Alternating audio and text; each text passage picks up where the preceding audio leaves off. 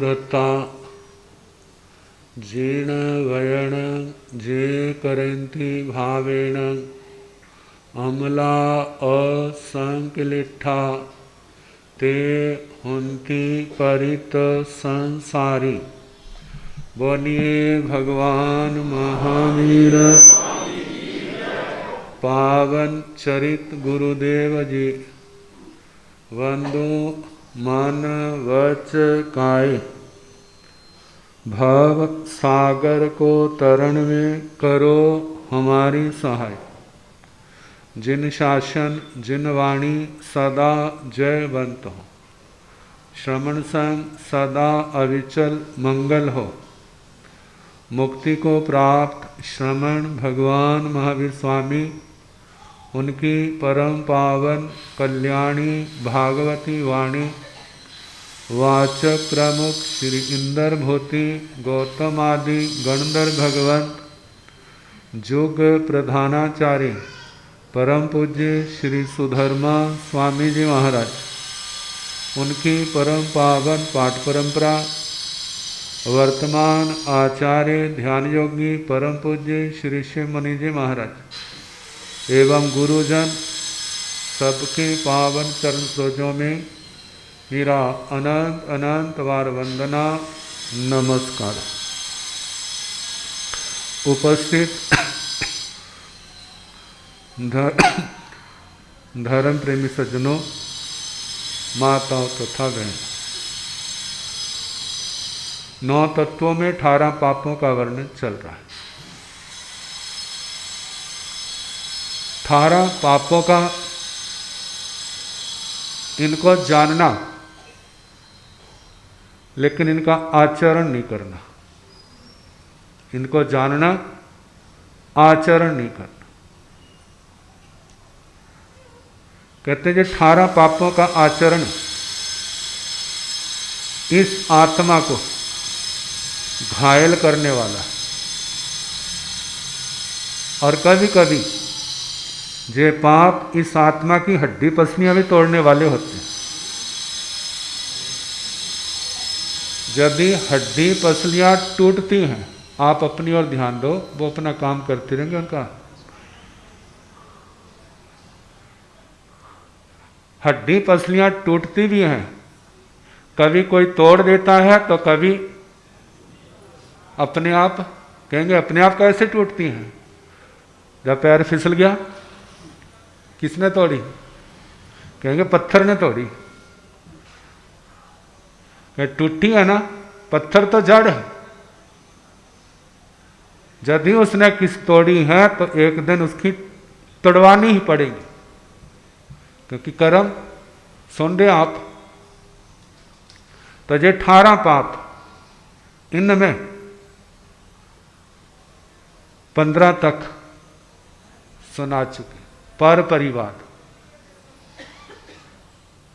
कितना स्वादिष्ट है। कौन? पर परिवार। कहीं पर जो कथा चल रही हो ना, तो सारे काम छोड़ करके कहाँ पहुंच जाएंगे? कथा सुनने। कौन सी कथा? बड़ी अच्छी लगती है। धर्म कथा में तो नींद भी आ जाती है, उदासियां भी आ जाएंगी, लेकिन इस कथा में किसी को नींद नहीं आएगी और आनंद भी ज्यादा आएगा। सारे काम छोड़ करके कहां पहुंच जाएंगे? आप देखो वाला टीवी देखने में कितना समय जाता है, और वह ज्यादा करके क्या होती है? क्या सच होता है, झूठ होता है? लगभग सारा झूठ ही होता है। और कितने खुश होते हैं, कितने कहते हैं हम तो धार्मिक प्रोग्राम देखते हैं। कहते हैं धार्मिक देखते हैं, अच्छा है, लेकिन देखो देखा तो है, हमने आत्मसात कितना किया। आत्मसात कहते हैं सुनाने वाले आते हैं, सुना के चले जाते हैं, और सुनने वाले आते हैं और वह सुन करके चले जाते हैं, आज भी ऐसा हुआ, कल भी ऐसा हुआ, परसों भी ऐसा हुआ, फिर वहीं के वहीं पर है। फिर जहाँ प्रश्न उठता है फिर कथा नहीं करनी चाहिए, कथा नहीं सुननी चाहिए, तो कथाकार क्या कहे, नहीं सुननी चाहिए, अगले दिन बिल्कुल दरियाँ साफ होंगी। और कथाकार भी सोचेगा नहीं करनी चाहिए, फर्क तो पड़ना नहीं कुछ भी, फिर नहीं करनी चाहिए। लेकिन गुरुजन वो कहते किसी पर फर्क पड़े जाए ना पड़े, लेकिन तुम्हें सुनाना, क्या करना है, तुम्हें सुनाना है। क्या पता जिसके ऊपर असर पड़ना कब वो आ जाए, जिसके ऊपर असर पड़ना है वो कब आ जाए, और वो आया होगा और तुम्हारी छुट्टी होगी, तो बेचारा क्या रह जाएगा, जिसके अंदर योग्यता है वो वंचित रह जाएगा। उसका अंतराय किसको पड़ेगा, जो आपको भगवान की ड्यूटी मिली है, अंतराय आपको पड़ेगा। कहा सुनने वाले सुने या ना सुने, ध्यान से ग्रहण करें या ना करें, लेकिन सुनाने वाले को लाभ जरूर है। उसको तो अपने मन वचन काया एकाग्र करने पड़ेंगे, उसको वो सारा दिमाग में बिठाना पड़ेगा, फिर कितनी साधना पहले करनी पड़ेगी, फिर उसके बाद वो सुनाने की योग्यता आएगी। तो इसलिए कहा सुनने वाला आए या ना आए। पुराने संत तो कहते थे नहीं है ना सुनने वाला, तो जो आपका सराहना होता है ना उसको आगे रख लो, अपने पात्र आगे रख लो, सारे बिखेर करके, और जो सोचो जो तुम्हारे श्रोता है और इनको क्या करना है, शास्त्र सुनाना है। अब माना कोई आए तुम्हारा, किसको सुना रहे हैं, कहते इनको सुना रहा हूं, कहते सुनेंगे, कहते ना सुने, मुझे तो भगवान का हुक्म बजाना है, मुझे भगवान की आज्ञा, अपने गुरुओं की आज्ञा पालन करनी है। चलो जे नहीं सुन रहे, मेरे कान तो सुन रहे हैं, जे नहीं सुन रहे हो तो मेरे कान तो सुन रहे हैं। चलो जे नहीं सुन रहे, तुम तो सुनने वाले, आ जाओ, तुम बैठ जाओ, आके सुनो। भगवान ने क्या कहा है, कहा ऐसे भूले भटके कोई आ जाएगा, एक शब्द भी उसके कानों में पड़ गया और उसने अपना असर दिखा दिया, तो उसका सुनाना सफल हो गया। पहले भी सफल था, अब और हो गया। प्राय करके कई बार बातें होती हैं, कई कहते हैं महाराज समाय करते हैं, माला करते हैं, मन तो लगता नहीं, फिर फायदा क्या है। बहुत सियाणे हैं, वही काम करना जिसमें फायदा हो, जिसमें फायदा ना हो वो काम नहीं करना। कहते ठीक है, तुम्हारा बेटा क्या दुकानदार है ना, कहते हैं हाँ। अच्छा मानो किसी दिन दुकान के ऊपर ग्राहक ना आए तो अगले दिन कहते हैं बेटा जा दुकान पर बैठ जाके। आप कहते हैं बेटा, कहता फायदा क्या है, क्या फायदा वहां जाने का, कोई आता तो है नहीं, जब आता नहीं तो सारा दिन ही गवाना है, घर बैठो। तो माँ क्या कहती है, बेटा दुकान खुली होगी तो खुली देख करके कोई ग्राहक आएगा, यदि दुकान खुली नहीं है तो आया हुआ भी क्या हो जाएगा, वापिस चला जाएगा। ये तो बात समझ आ गई। कहते ये तो समझ आ गई, हमारी बात समझ क्यों नहीं आती। ये तो आपके घर की बात है, ये तो समझ आ गई, लेकिन हमारी समझ नहीं आती, हमारी बात समझ क्यों नहीं आती। कहते हैं आपने 10 दिन सुना, 6 महीने सुना, साल सुना, 10 साल सुना, इतना सुनने के बाद भी यदि आत्मा के ऊपर असर पड़ गया तो वो सुनना क्या हो गया, सफल हो गया ना। अब दुकान खुली है, चलो एक दिन नहीं तो दूसरे दिन, दूसरे नहीं तो तीसरे दिन, कभी ना कभी तो किस्मत के दरवाजे खुलेंगे।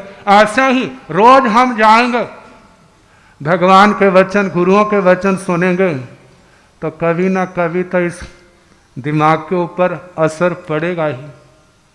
जब पड़ेगा तो क्या होगा, उसका लाभ होगा।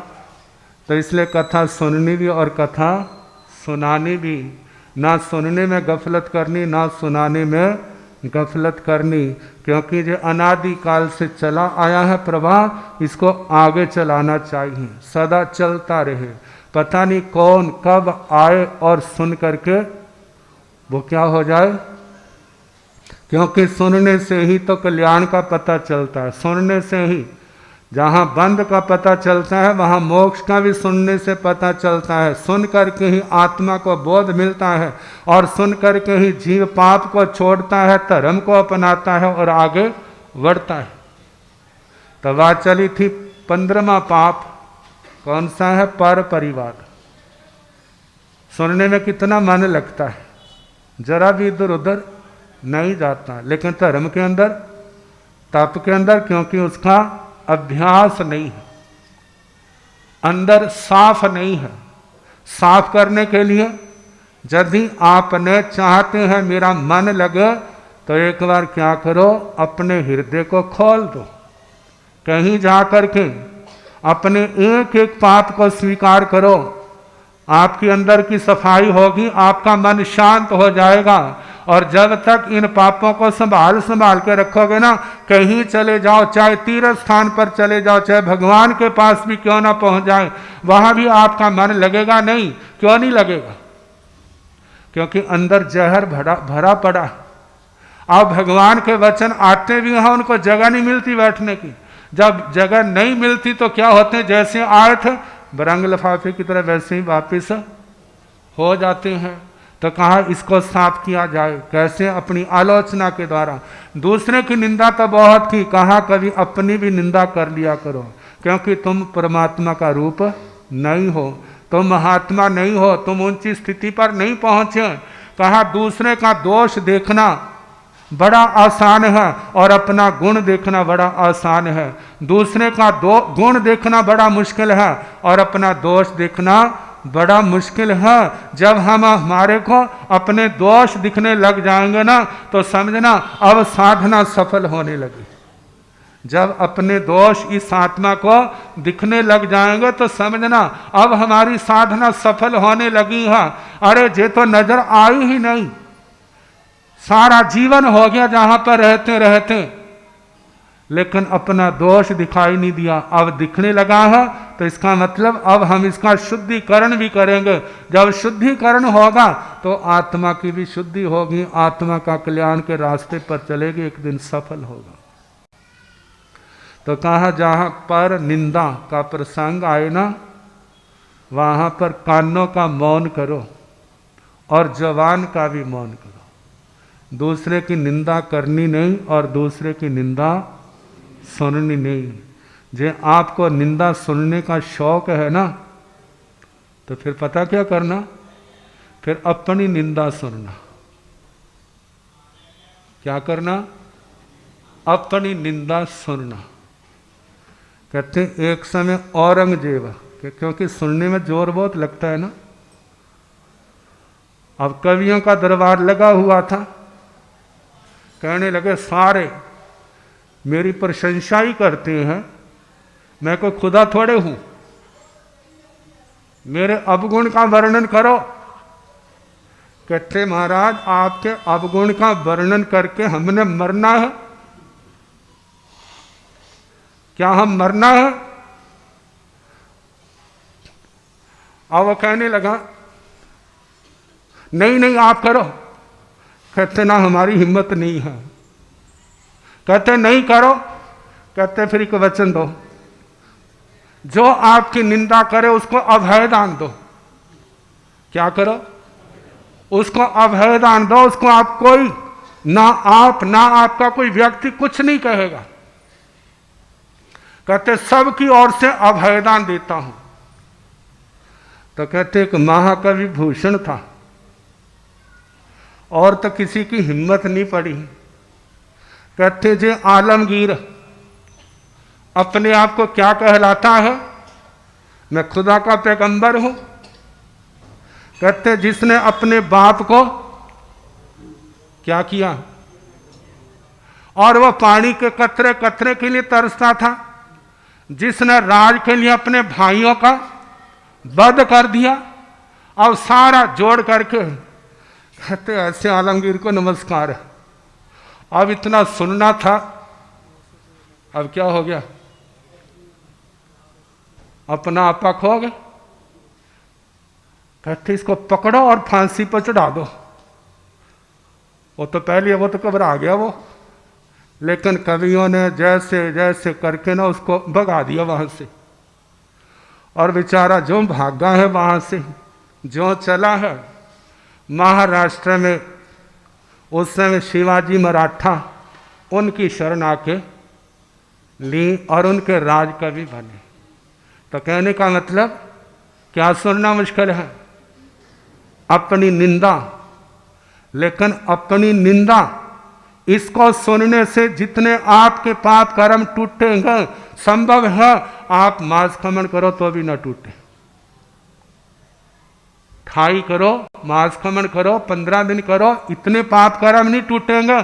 जितनी समता से अपनी निंदा सुनोगे और उस समय समता रखोगे तो उस समय पाप कर्म टूटेंगे। कहते किसके टूटे? अर्जुन माली के टूटे नहीं टूटे? अर्जुन माली के टूटे ना।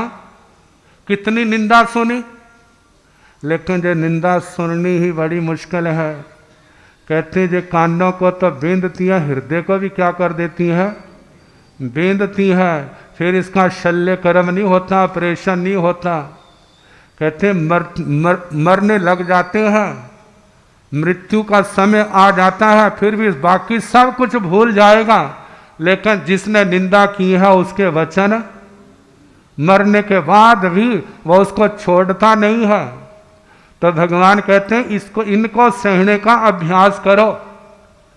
दूसरे की निंदा सुनने के तो आदि है कान अनादि काल से, उससे आत्मा का कल्याण नहीं हुआ। आत्मा का कल्याण कब होगा? जब दूसरों के द्वारा की गई निंदा को हम समता से शांति से सुनेंगे तो समझना अब हम ठीक लाइन पर आ गए। अभ्यास करें, जब अभ्यास होगा तो एक दिन सफलता भी मिलेगी। तो पर निंदा नहीं करनी, दूसरे की निंदा नहीं करनी। करनी है तो गुणगान कर दो किसी का विशेष गुण, झूठी प्रशंसा भी तो नहीं ना करनी। झूठी प्रशंसा करोगे तो चापलूस कहलाओगे। अब कोई गुण है तो कह दो, नहीं तो छोड़ दो उस प्रसंग को। दूसरे की निंदा नहीं करनी और अपनी प्रशंसा नहीं करनी। लेकिन आदत क्या है? बिल्कुल इससे उल्टी है। कोई प्रशंसा नहीं करता तो अपनी प्रशंसा स्वयं करने लग जाएंगे। किसी की कोई निंदा नहीं करता है तो स्वयं करने लग जाएंगे। संसार ऐसे ही तो चलता है। तो कहा आत्मा अपने आप को संभालो। जब इनमें विवेक रखोगे तो ही संभलोगे। अब इसके आगे रति अरति। रति रमणा, रमणा जानते? कहते तो रोटी में घी रम गया है, रोटी में चूरी में घी क्या हो गया है, रम गया है। बस रम गए। रमा कहा जाता है, रमते कहाँ है? जहां अपने को अच्छा लगता है। देखना भला, जिस समय जो लोग ताश खेल रहे होते हैं ना, कितने रमे होते हैं उस समय। अब मानो किसी की मां मर गई है ना, भाई तेरी मां मर गई है, कहते मेरा बड़ा भाई और संभाल लेगा। अब करते करते भाई अब तो उनकी अर्थी निकलने लगी है, कहते कोई बात नहीं जही से निकलेगी। कहां से वाला? जही से निकलेगी और मैं क्या हो जाऊंगा, साथ हो जाऊंगा। और मानो यदि बारी खत्म नहीं हो, मां पास से निकल गई है, कहते कोई नहीं चलो चलो मैं आ रहा हूं। ऐसा क्यों है? क्योंकि उसका मन कहां रमा हुआ है, उसके अंदर ये तो एक बताया है, और ऐसे कितनी चीजें हैं जहां पर व्यक्ति रमे होते हैं। तो ये रमणा क्या है? रति। और अरथी क्या है? उद्विग्नता, मन बेचैन होता है, बोरिंग महसूस करते हैं, बस भाग जाए जहां से। ये क्या है? अरथी। कितने लोग ऐसे होते हैं, सत्संग में आते हैं, कितना टाइम निकल गया कोई पता नहीं चलता, और जो पहली पहली बार आए होते हैं, बिना मन के आए होते हैं, दूसरे ने बस गले में फंदा डाला होता है, जे तू ना गया ना तो छोड़ दूंगा नहीं तेरे को, अब जाना ही पड़ेगा। अब बैठ गया है, कभी इधर देखेगा, कभी उधर देखेगा, ऊपर देखेगा, कभी आगे पीछे, इसी में लगा रहेगा, कभी घड़ी देखेगा। मारे की तो कथा ही खत्म नहीं हो रही। अब बेचैनी हो रही है, क्या करता है? यदि भाई का, जब बाप का डर ना होता था, मैं अभी भाग जाता जहां से। ऐसा क्यों?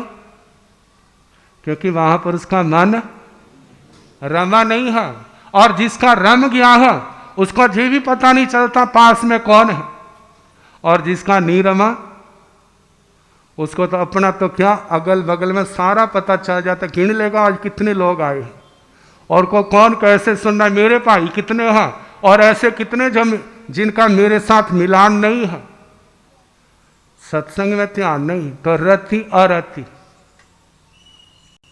रति का मतलब मन लगा है, अरति का मतलब मन लगा नहीं है। एक और आनंद की अनुभूति है, और एक और व्याकुलता है, बेचैनी है, छटपटाहट है।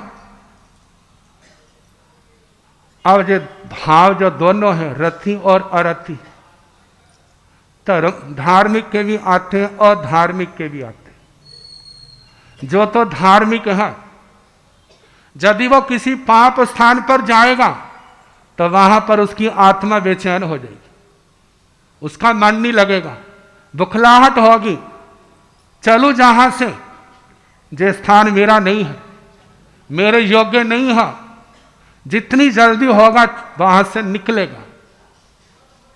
ये तो उसका अरति भाव हो गया। मानव धर्म के स्थान पर आ गया तो अब तो उसको कुछ नहीं पता चलता, कब सूरज निकला, कब अस्त हो गया, कितना समय निकल गया। वहां पर आनंद है, जो है धर्म पक्ष। और अधर्म पक्ष, जहां पर राग रंग आएगा, जहां इंद्रियों के विषयों की बात आएगी, वहां पर तो कितने घंटे लग गए हैं कोई पता नहीं।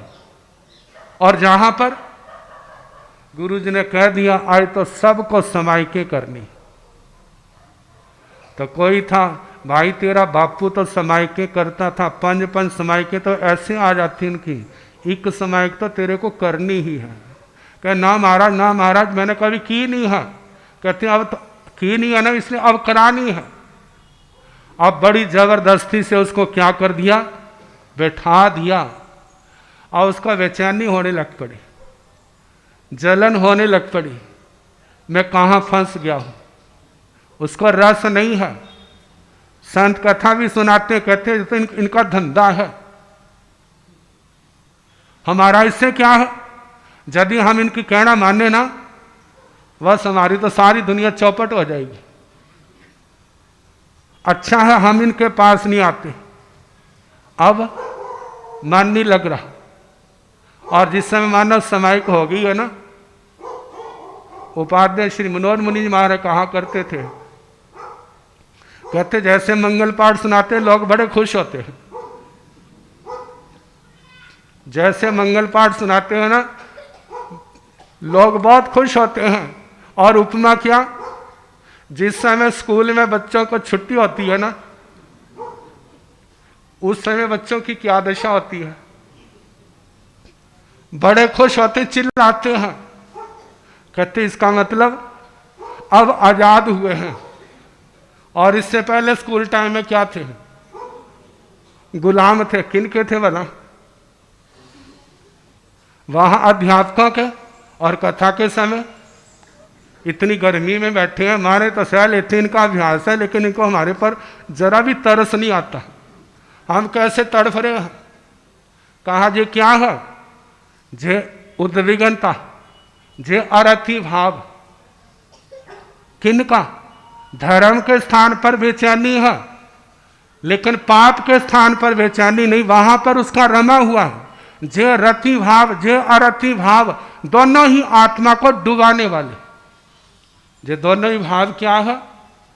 पाप के अंदर रति और धर्म के अंदर अरति, दोनों ही आत्मा को डुबाने वाले हैं। और दूसरी ओर धर्म के अंदर रति, पाप के अंदर अरति, जो आत्मा को ऊंचा उठाने वाले।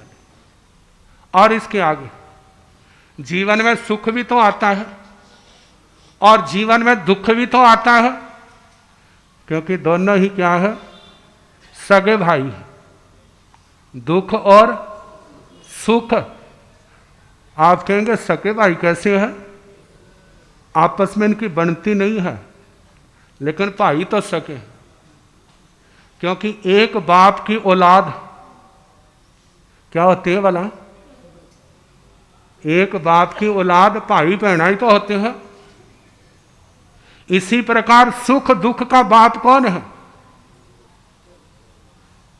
जो आत्मा ने कर्म किए हैं, आत्मा के द्वारा कर्म किए हैं। कर्म को पुण्य और पाप को जन्म दिया है, और पुण्य और पाप के कारण से क्या हो रहा है? आत्मा को दुख और सुख।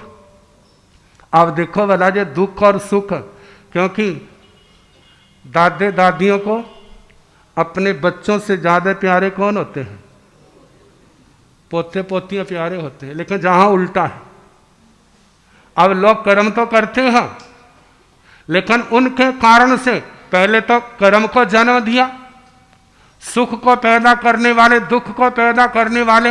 अब उसके बाद जो उनकी संतान आई है, सुख और दुख, अब जो तो सुख है उससे तो प्यार करेंगे, जो दुख है उससे प्यार नहीं करेंगे। अब जिस समय सुख आता है तो सब कुछ भूल जाते हैं, उस दुनिया के अंदर मस्त हो जाते हैं। और जिस समय दुख आता है तो उस समय संसार झूठा लगता है। कहते एक गली के अंदर घर से बाहर निकले गांव में एक बाबा और उसकी गोदी में पोता बैठा था और उसके सिर को सुला रहा है, हाय हाय मेरी जान, हाय मेरे प्राण। क्या है? जो हमारी जान है, जान है। अब बीच में पता नहीं क्या हुआ, पोते को आया गुस्सा और बाबा की दाढ़ी थी का हाथ से पकड़ी और दूसरे हाथ से बाबा को थप्पड़ मारने लग पड़ा। अब बाबा चिल्लाने लगा, देखो कैसा घर घोर कलयुग आ गया है ना घोर। मेरी गोदी में बैठा है और थप्पड़ भी किसको मार रहा है? मेरे को थप्पड़ मार रहा है। अब इतनी तो संत निकले, कहते देखो जी घोर कलयुग। कहते बाबा फिर घबराता क्यों? चल मेरे साथ। कहते बाबा जी जाओ, ये तो हमारे बाबे पोते का सवाल है। तो कहा समझो रति और अरति। लोग जहां इंद्रियों के सुख होते हैं वहां बड़े खुश होते हैं, जब पाप का फल आता है तो उस समय क्या होता है? उस समय रोते हैं, चिल्लाते हैं, आरत्यान होता है। तो भगवान ने जो विवेक दिया, कहते यदि संसार में सुख की कामना करोगे ना तो आपको दुख भी भोगना पड़ेगा। यदि दुख से बचना चाहते हैं तो सुखों की कामना छोड़ दो। यदि आपको स्वर्गों की चाहना है ना, शायद ही कोई होगा जो कहेगा मेरे को स्वर्ग नहीं चाहिए। यदि स्वर्गों की चाहना है ना तो याद रखना नरकों का भी सामना करना पड़ेगा। यदि नरकों से बचना चाहते हैं तो स्वर्गों की चाहना छोड़ दो। स्वर्ग नहीं चाहिए, देखा जाए तो स्वर्गों की चाह ना करना, इसका मतलब बाद में नरक की तैयारी करनी पड़ेगी। इसलिए भगवान ने कहा ना स्वर्गों को चाहो ना तुम्हें नरकों में जाना पड़े। स्वर्गों को चाहने का मतलब संसार के सुखों की कामना ना करो। जो दुख आता है उसको समता से सहो, उसका अभ्यास करो। और जो भी धर्म ध्यान करना है, संयम तप नियम व्रत पालने हैं, वो आत्मा की शुद्धि के लिए करने हैं। आत्मा के अंदर जो कुसंस्कार बैठे हैं, खोटे संस्कार, जिनके कारण से आत्मा पाप कर्म करता है।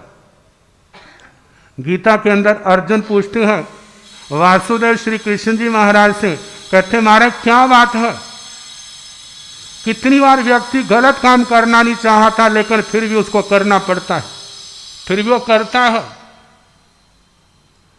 तो वासुदेव जी ने कहा उसका मूल कारण आत्मा के अंदर बैठा है। वो कौन? वो काम और क्रोध। वो कौन बैठे हैं?